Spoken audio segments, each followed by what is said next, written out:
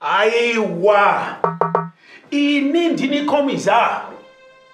And Chief Whip. Webati. Unoziya zvinoreva Chief Whip, huh? Dati unoziya zvinoreva Chief Whip. Wediri kuti Chief Whip. Young man.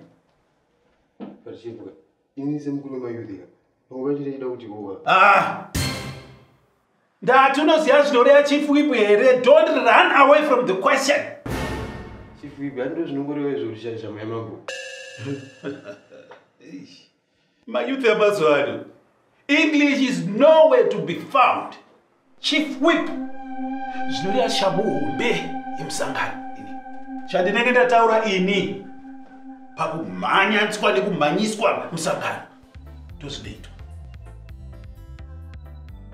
Chedu, by-election achidomiri. Inzwa, comrade Kadiki. Uyu munhu wa number 1. Ende munhu wa number 1 habikiswi. Okay? Ndo panotanga ma faction ipapo. Once Chedu, handisi kukupikisai. Parimwatadza even pasocial media. Mayuthi ndiwo vanhu vari kumhanya chinhu ichi handiti. Saka vanenge vachidiwo mukana kuti vaitewo zvinhu zvavanoita. Handononge pane chakaipa ine. Social media. I vote. Vote in background. Urunzwa.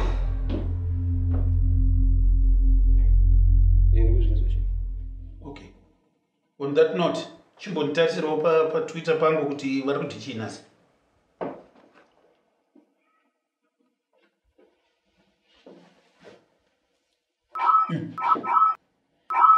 Zvirunzi. Haitsopso. Number 1 vari kumundura nenyaya yake chisini chake cheche. Munonge muchiona. Ndiani kundura number 1 yeyi? Nyora masitawo pasi. Maghost aya shefa. Maghost.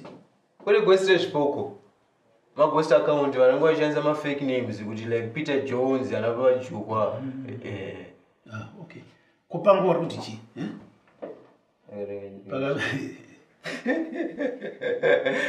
Uruseka chi?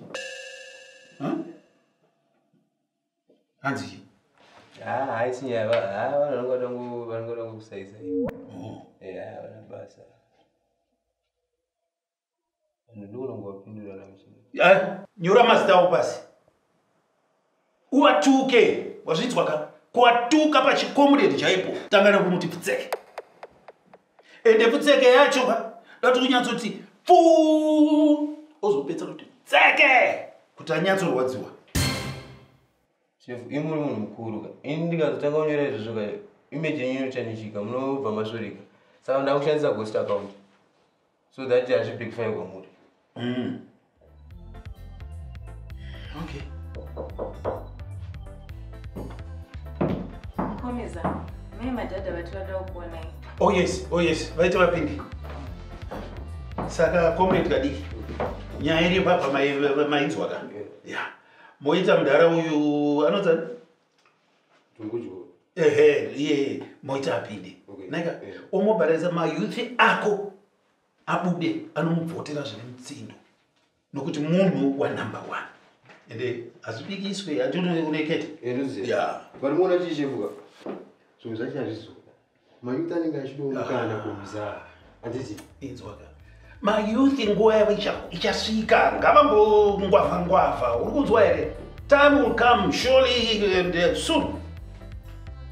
Right? Now go. Okay.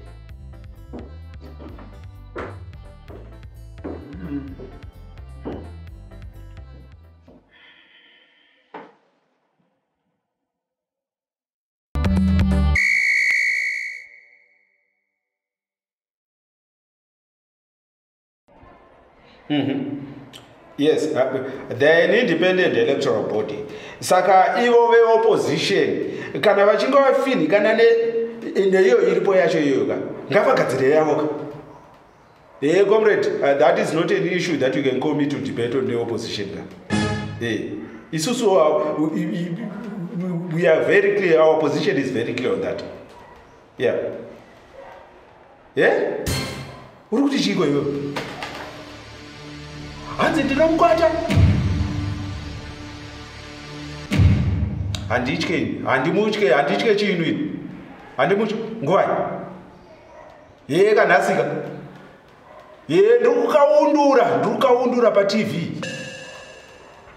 Handitaure. I'll be very civil. Because the facts are there on the ground for all to see. Yes. Beautiful. Yeah.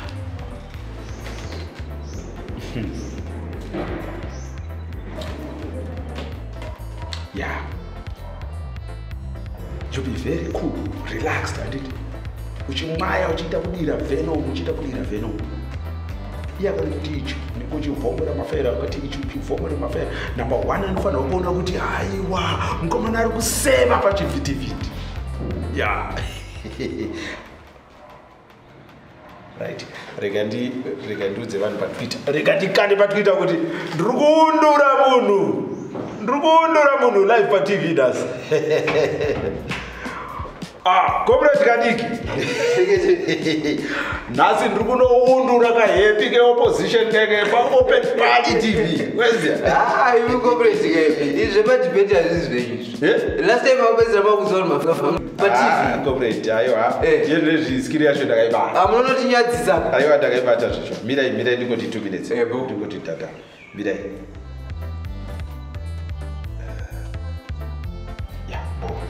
Right. Toda kuratidza kana toda kutarisa so that hatizoita zvekumatisa magazine. Inzwai comrade, party haina mari. When we lost the court case, it was ruled that Chigumba ndiachapiwa mari yese. Saka komana mimi kuti campaign yema-by-elections yendere mberi, motita zvokungwaka. Isu Chedu kunoku kukupai moral support. Mababatisei baba. Okay. Chef, ndazuva kuheadquarters. Kuheadquarters zvinota inge tine zirumu rerizombe madaisimudza masimbi ndeunoona zirumu ranga rinyatso free. Mazura ikure mukaraidzwa. Hapana vatungena Voster. Don't worry. Anditi very soon will be the ruling party. Yes. Imimi ve security mninge mava nema gym enyu padzimba. Yes. Yeah, don't worry. Chef Chakanyuka, ndoposta kuti chipa Twitter ya President Nasi. Chungotsvaga vhesi muBible wokanda. Nasasoda zvekunetsana nevanhu. Ko yepi kunyaya dzekutsviridza Nasi paTwitter nedziki? Yezita chef. Yezita. Unozanya yezita ka. Yezita yakutotitengesa musoro. Dai president vakoti tichinje chizita ichi. Besides chachembera futi. Manje ma-MP nema-councillor edu is anovaitwa recall. And we cannot afford more people being recalled before the main election. Saka ndoposta vhesi ripi racho? Chingoisa John 6 verse 3. Takamboriposta chef. Chingonyoroti to God be the glory.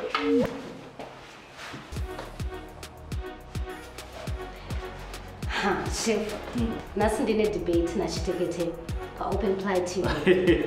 Na Chete. Last time Chete hazire kutaura ma-fuck pa TV. I also want my feelings for Mangoma. Manje, if I don't go, just don't get kwata plus Chete anonererwa manje. But what you do not tell with your beauty and all. Besides, TV inokufita nika smile kako keka. Chimbo smile at all. Ako. Miraoni, when we win the 2023 elections, I'll make you the main minister. Main minister? Yeah. Minister of all ministers. Minister of ministers. And I will be the commissar of the ruling party. I will have the power to create. Miraoni depends on my by-elections.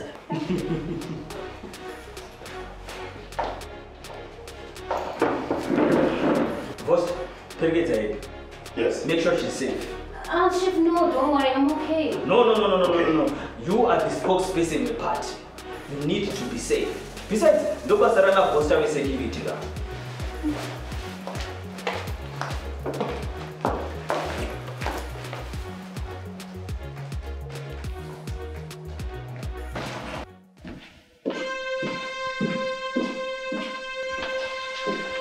kundirwisaka bullets ndatowa kundirwisaka kurwisa kukiita sei kuna ichazi iwo sanyepera usingaira wazvinzwa tenda tikazive kwese uku kuti ndindo supply yama-t-shirts makore ese ere zvakunopaka japisike kungwati kwenyu wandisukurudza wandipedza handiti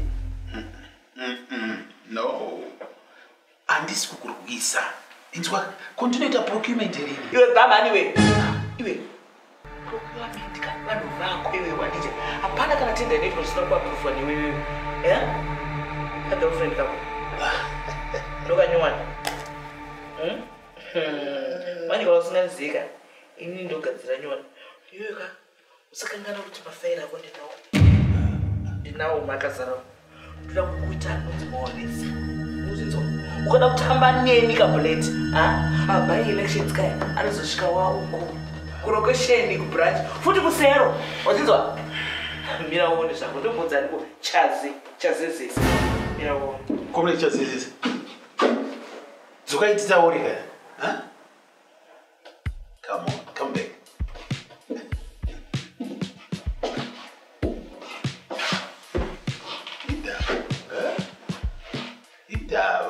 Wundura.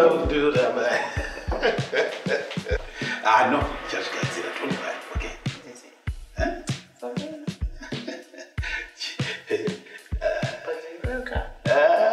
But you made me to return you.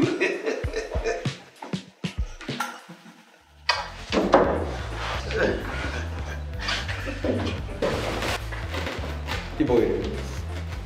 Ukagara wakadaiso unova Wundura manje wakadaiso auno Wundura opposition aiwa chitekete vanowapedzera ukuona chi devo mutombo parafu ndo parafu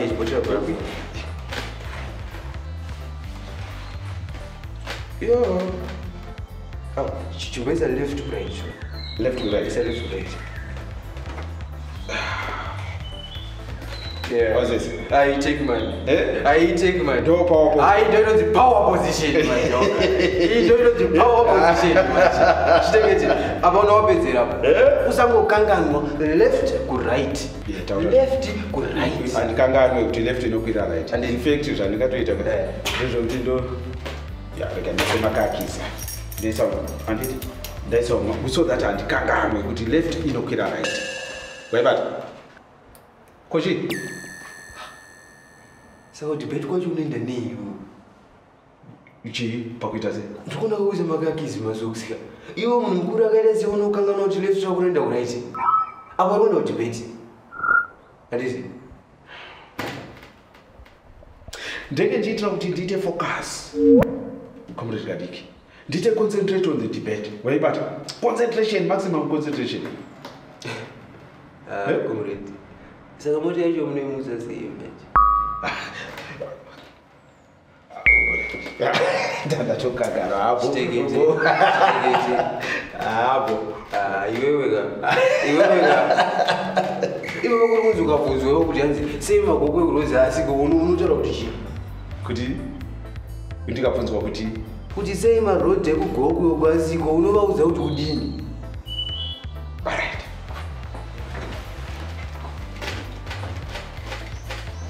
What was the question? Chitekete. Why are Gokwe roads still in a dilapidated condition? Right. Comrade, if you want to go to Gokwe, you can always use the recently constructed Bay Beach Road, which was constructed to world-class standards. You will find yourself in Gokwe.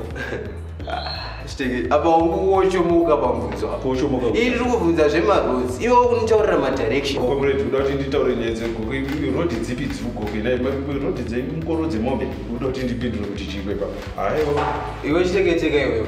Iyi debate. Wanganitwa. Utozvonera ikoko. Tozvonera ikoko. Aho. Inde yako idebate yako. Mira ndombonzwa tika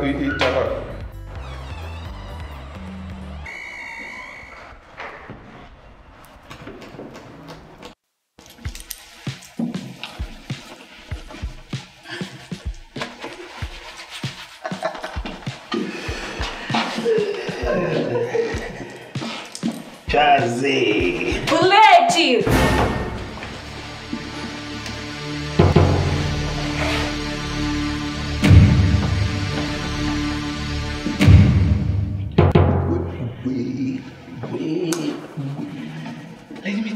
one thing.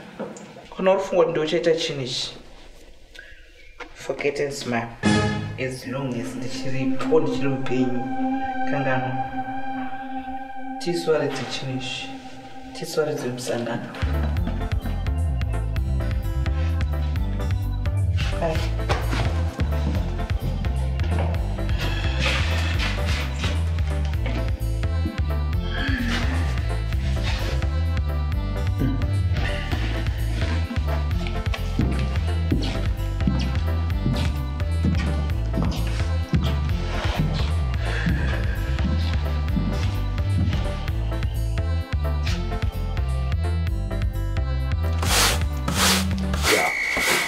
Nasi Wundura live but if you are not such a corner. Excuse me, Mr. Chete. Excuse me. Tell you what, remember that never forget that dynamite. We are about to start the show. Taurane Shona, Never judge a book by its Mr. own. Chete, please. Sorry, Kathy. Please. Thank you. You can proceed. Rude language. Mr. Chete, please. Don't mind him. Don't mind him. Respect my show. Yes. Thank you.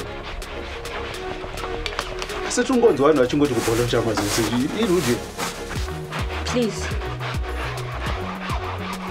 We have audience. About to roll. Staff offset. In 3, 2, 1.